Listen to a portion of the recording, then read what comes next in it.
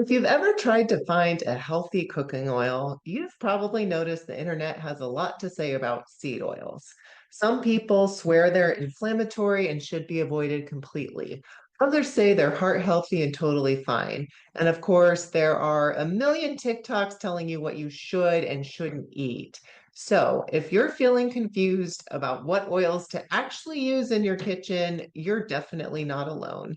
And here's the thing. The topic of seed oils is one of those areas where the nuances of nutritional science gets completely overshadowed by sensational fear-based headlines and oversimplified advice. You'll hear bold claims on both sides. Some say seed oils are toxic, others say they are completely harmless. But like most things in nutrition, the truth is way more nuanced than that. So let's talk about it in this episode today. Should we be swapping out seed oils for something else? Or is this just another nutrition trend dressed up as a fact that'll disappear and go away?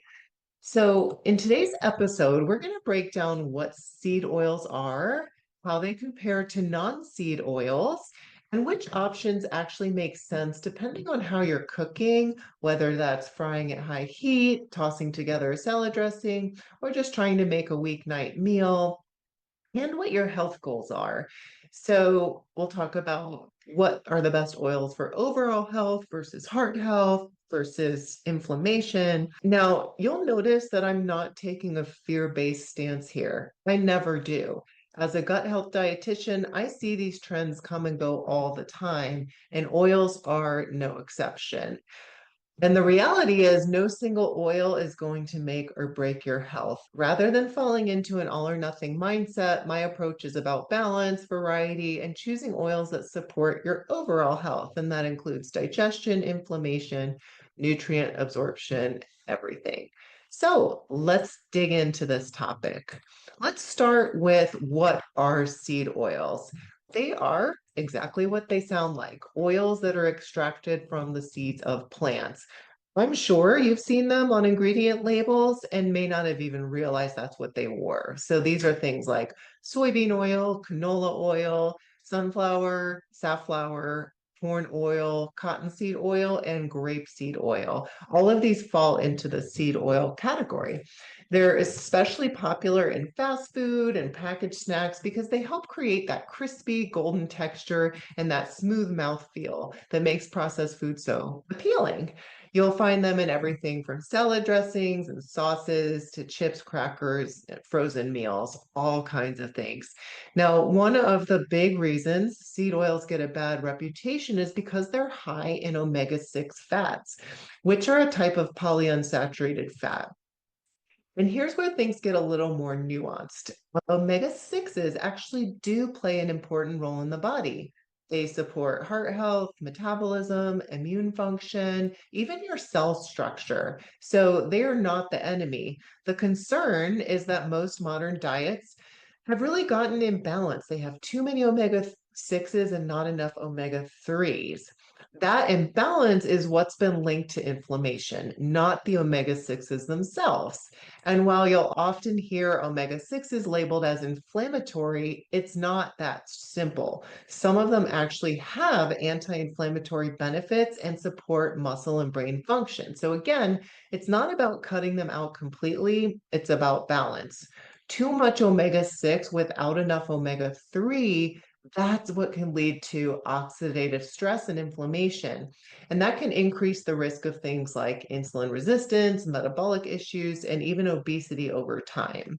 So, what can we do about it? We know that historically, humans used to eat omega 6 and omega 3 fats in pretty much a balanced ratio, somewhere close to one. But today, thanks to the explosion of processed foods and the widespread use of seed oils, that ratio in our modern diets has shifted to 10 to 1 or even up to 25 to 1. Now, don't worry about those ratios because you do not need to track every gram of fat or obsess over the math of this unless you want to take your whole entire day to figure out what your ratio is. And that's not what I'm suggesting. The real takeaway is most people could benefit from eating more omega 3 and being a little bit more mindful on where their omega 6s come from. Simple shifts like adding salmon, flax seeds, chia seeds, or walnuts, those are omega-3 fats, can help to rebalance things. And just being aware of how often omega-6s are sneaking in through processed foods, especially fried or packaged snacks, can make a huge difference. And if you're wondering which oils fall into that high omega-6 category, here's a list of common seed oils that people often try to limit: the soybean oil, canola oil, sunflower oil, safflower oil, corn oil, cottonseed oil, and grapeseed oil. And again, this doesn't mean that those oils are toxic or need to be completely eliminated. It's just more about how much you're eating and where those oils are coming from in your diet.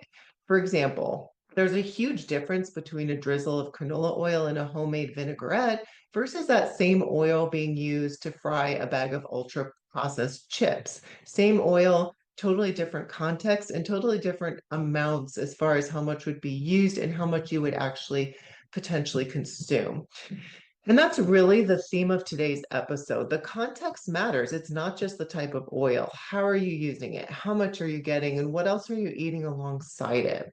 So now let's talk about non-seed oils, what they are and how they compare, and when they might be a better option depending on how you're cooking.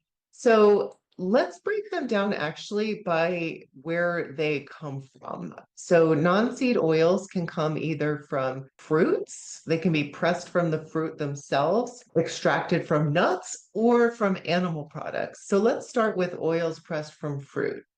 Olive oil is probably the most well-known non-seed oil. It's a staple in Mediterranean cooking, loaded with monounsaturated fats, which are heart-healthy fats, and it has a really nice peppery, rich flavor. And I just love olive oil for salad dressings or roasted veggies or light sautéing. One little known fact: extra virgin olive oil is actually not ideal for high heat frying. And this is surprising because a lot of people have it in their pantry and use it as their main cooking oil, but it's really not ideal for high heat cooking. And that's because it has a lower smoke point. What is ideal and should be the go-to for high heat cooking, that's also heart healthy, is avocado oil. This one also is high in monounsaturated fats, making it heart healthy, but it has a very high smoke point. So it holds up really well under high heat for periods of time. So this one's really good for sautéing, frying, roasting, and the flavor's really neutral, so it blends into pretty much anything. So in my kitchen, avocado oil is my go-to for most cooking. But I have olive oil as well, and I'll use that, especially maybe to finish a dish or to use cold in a dressing or something like that. Or if I'm just going to sauté something lightly for a couple of minutes on medium heat. Another one in the fruit category is coconut oil. And coconut oil comes from the flesh of coconuts, but it's high in saturated fats. That's what actually gives it that creamy, rich texture. It's a great option for baking or even medium heat cooking. Just keep in mind, because it's solid at room temperature, it doesn't work well with like sauces or dressing. And keep in mind that it's a saturated fat. And even though there's some debate about it being a little bit of a different type of saturated fat, and it also has some medium chain fat, so it's not equivalent to animal fats, but it is saturated. So it has saturated fat in it. So in that sense, it's a bit less favorable from a heart health perspective. The next category of non-seed oils is oils extracted from nuts. So the two I want to highlight here are almond oil and macadamia nut oil. Almond oil has a slightly sweet, nutty flavor. It's often used in baking, but it's also great for light sautéing. It has a moderate, medium smoke point, and it's high in monounsaturated fat. So it holds up to moderate heat and it's heart healthy. Macadamia nut oil is a bit of an under the radar gem. It's buttery, rich, and has lower omega-6 content compared to most oils. So it's really good actually for roasting, sautéing, and even making dressings. And it has a really great flavor. Now, our last category of non-seed oils is the animal-based fats. So this is where you have your traditional animal-based cooking fats: butter, Butter now is technically not an oil, but you could argue that if you melt it down, it can be used like one. And it obviously is a really flavorful staple in kitchens, works beautifully for baking, lower heat cooking because it has a low smoke point. Lower heat cooking and maybe finishing a dish. And in this whole animal fat category, let's not villainize these either because these fats actually in a heart healthy diet, we can safely have up to 10% of our calories from saturated fats in a day. So they have a place in our diets. They just need to be consumed in moderation and in balance with other fats. And that would be unsaturated fats, which includes the seed oils and the non-seed oils. The next animal-based fat is ghee. Ghee is actually just clarified butter. So if you melt butter down and you skim off the milk solids, you get ghee. This makes it more shelf stable and really good than for high heat cooking because it's the milk solids that don't hold up to heat. So once those are removed, the ghee is really good for high heat cooking. It has a deep nutty flavor. It works really great for sauteing and frying. Also good for people with dairy intolerances because it doesn't have the milk solids in there. Lard is a traditional fat made from pork. It's heat stable, works well for roasting or frying. It's been used for generations in baking, things like pie crusts. We can't forget about beef tallow, which is now gaining popularity because of this whole seed oil craze. Tallow is similar to lard, but it comes from beef, whereas lard comes from pork. It's also very stable at high heat, great for flavor, great for searing meat and deep frying from a cooking perspective. But let's keep in mind that lard and tallow went out decades ago because they were high in saturated fat and they were not heart healthy. And what did we replace them with? Non-unsaturated fats, which is vegetable oils, which includes seed oil. So we did that because it's healthier for our hearts. And let's not forget that as we villainize these seed oils and now we're bringing in these saturated fats. Just think about that. It doesn't really make a lot of sense to go back to the old way. It makes more sense to really understand the nuances and find a middle ground. So we're going to talk about some practical strategies to do that a little bit later here. What does this mean when you're trying to pick the right oil? It really just depends on what you're looking for. So, non-seed oils, that's going to be your fruit-based oils, your saturated fats, your nut-based oils. They tend to be lower in the omega-6 fats, so that can balance your overall fat intake, especially if you're already eating a lot of processed foods or restaurant foods. And that would be one of the easiest ways to shift your omega 6 to omega 3 ratio without tracking or overthinking it. Now, on the flip side, seed oils are higher in polyunsaturated fats and omega 6s. And while those fats are still essential, they're often overrepresented in the standard American diet. And that imbalance, too much omega 6, not enough omega 3, can increase oxidative stress and inflammation over time. And some seed oils, especially when they're reheated over and over again in deep fryers, are more prone to oxidation, which can create compounds that are not healthy for you. So if you're looking for a healthy oil to fry with, your best bets are avocado oil, ghee, or refined coconut oil. These all have high smoke points, meaning they stay stable under high heat and are much less likely to break down and cause that oxidation, which is what turns unhealthy when we're cooking. And if you're making something cold, like a dip or salad dressing, olive oil or macadamia nut oil are perfect. They're packed with beneficial monounsaturated fats, and they add so much flavor. So again, it's not about cutting out seed oils entirely. And as a gut health dietitian, I'm way more interested in the big picture than fixating on any one ingredient. What really matters is how all of your food, including cooking oils, work together to support digestion, reduce inflammation, and help your body absorb the nutrients it needs. So let's not get too caught up in what not to eat, and let's focus on realistic upgrades to make your meals healthier. So, let's talk about this heart health topic just a little bit more because this is really at the heart of our conversation. And this is one of those areas where The conversation gets really polarized. You've heard some people say seed oils are inflammatory, they're harmful for your heart. Others argue the exact opposite, that they help lower cholesterol and reduce the risk of cardiovascular disease. So let's talk about what the research actually says. One of the reasons seed oils is used in the first place is because they're high in unsaturated fats, which have long been associated with heart health benefits. I mentioned this earlier. Again, this is what we replace the lard and the tallow with on purpose.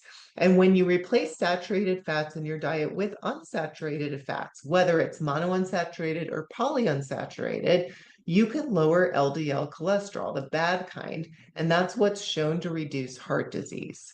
Now, saturated fats, which are found in things like butter, coconut oil, and animal fats, have been debated for years, but most research still suggests that eating too much saturated fat can raise LDL cholesterol levels, and that's a risk factor we want to be mindful of. So in this case, it's not really about whether an oil comes from a seed or not, it's about the type of fat it contains. For example, canola oil, which is a seed oil, is actually high in monounsaturated fat, just like olive oil. So it's not fair to say all seed oils are unhealthy or inflammatory across the board. This is why major health organizations like the American Heart Association recommend using unsaturated fats from olive oil, canola oil, and avocado oil instead of using saturated fats like butter or lard. It's about choosing fats that support your cardiovascular system over the long haul. So, where does the fear come from? A lot of it stems from the fact that seed oils are high in omega-6 fats. And yes, when omega-6 fats are consumed in large amounts without enough omega-3 to balance them out, this can contribute to inflammation. But it's important to know that omega-6 are essential fats. The problem isn't the omega-6 itself, it's the imbalance. And what the research actually shows is a review of randomized controlled trials found that replacing saturated fats with polyunsaturated fats, like those found in seed oils, lowered the risk of heart disease.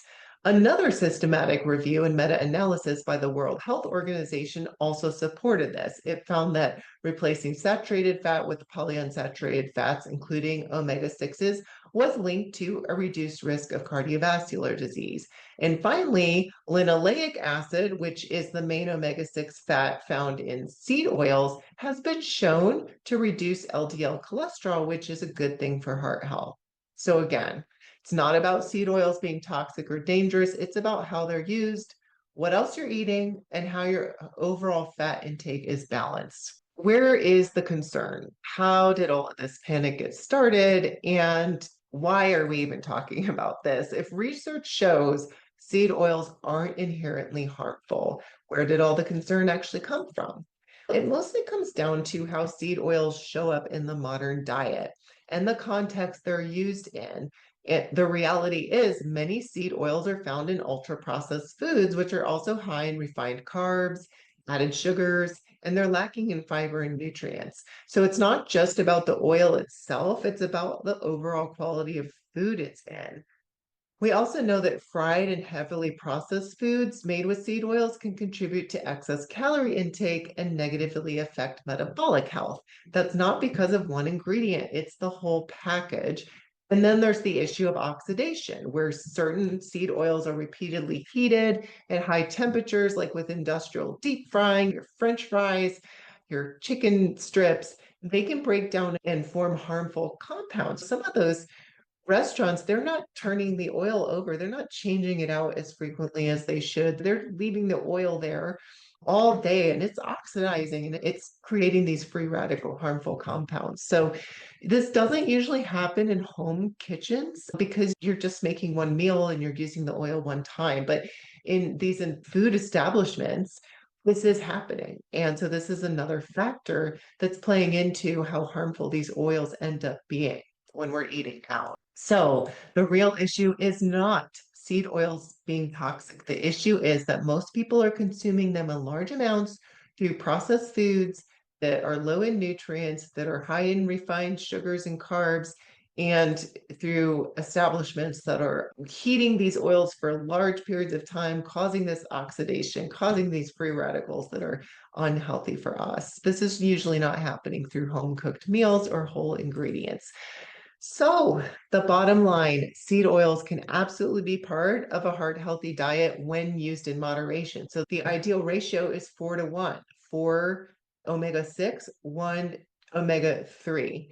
So that means eating a balance of nutrient rich foods like vegetables, lean proteins, healthy fats, using some seed oils, and a mix of fats is really what I recommend, depending on what you're making. Olive oil, avocado oil, maybe some ghee and coconut oil. And yeah, my salad dressing, it has seed oil in it because a lot of times it's more convenient for me to use a salad kit or a bottled dressing than for me to make my dressing from scratch. But I'm not going to sit there and eat Cheetos. I'm going to get my seed oil from my salad dressing. So it's these types of decisions that we're talking about. So you might be listening to this thinking, I don't eat Cheetos, Alyssa. And I know that. I know a lot of you aren't sitting there eating Cheetos. So part of the real concern though is when someone else is making our food, like when we're eating out in restaurants, and we do have a lot of these salad dressings and things, which maybe we're not thinking about as super ultra processed because we're not out there eating Cheetos and Oreos and stuff. But it is a lot of what we're eating. If we're dining out, we're using some packaged things. So the real concern is getting enough omega 3s to get that 4 to 1 balance. Again, I'm saying 4 to 1 to give you the picture in your head, but please don't think that you have to go calculate that ratio. It's actually extremely difficult to do and not necessary. So the idea is to focus on adding more foods into your diet that have omega 3s. And then you get the ratio. So then it doesn't matter that you have some seed oils in your diet because the omega 6s are supposed to be the ones you're getting more of anyway. So, what foods have omega 3s? Fatty fish like salmon, sardines, mackerel, chia seeds, flax seeds, and hemp seeds, and then walnuts, or just taking an algae based or fish based omega 3 supplement. So, fish oil or a plant based algae omega 3 supplement.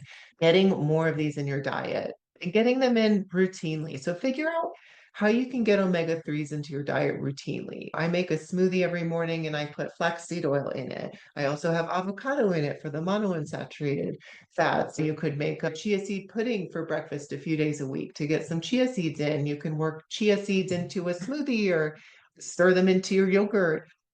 You can sprinkle walnuts on your oatmeal or on your salad. So just think of a few ways, maybe 2 to 3 ways you can get these foods into your diet, or maybe it's just easier to take a supplement, and that's okay too. So the goal is not to create more food fear. The goal is to create more balance. And that means there's room for both. So I'm going to leave you with some final thoughts. Choosing the right cooking oil is not about picking sides. That kind of thinking does not help anyone, and it definitely doesn't reflect the complexity of how nutrition science actually works. It's really about balance, variety, and making informed choices. Non-seed oils can be a good option in certain situations, like when you're cooking at high heat, trying to reduce omega 6 intake, or just looking to add more flavor to your meals, but that doesn't mean that seed oils need to be banned from your kitchen. The real issue, honestly, is for most people, it's not the oil, it's the amount of ultra processed foods sneaking into our day-to-day diets. That's what's really driving that ratio for most Americans up to the 10 to 1 or 25 to 1. And in my practice, we help clients cut through the noise of nutrition trends and get back to what really, really matters to your health. So instead of obsessing over every last drop of oil, my practical approach for you is use a mix of oils for different purposes. Olive oil for dressings, avocado oil for pan frying and roasting, and maybe a little butter or ghee for flavor. Prioritize whole nutrient dense foods. Don't worry about every single ingredient, just prioritize whole foods. And make sure you're including omega-3 foods in your diet, like fatty fish, walnuts, flax seeds, or chia seeds, to support inflammation and overall fat balance. So at the end of the day, food should feel good, taste good, and support your well-being. And choosing cooking oils is an important piece of that puzzle. So thank you so much for listening. If this episode helped bring some clarity to a topic that's often made confusing on purpose, share it with a friend, or better yet, send them your favorite oil to cook with this week.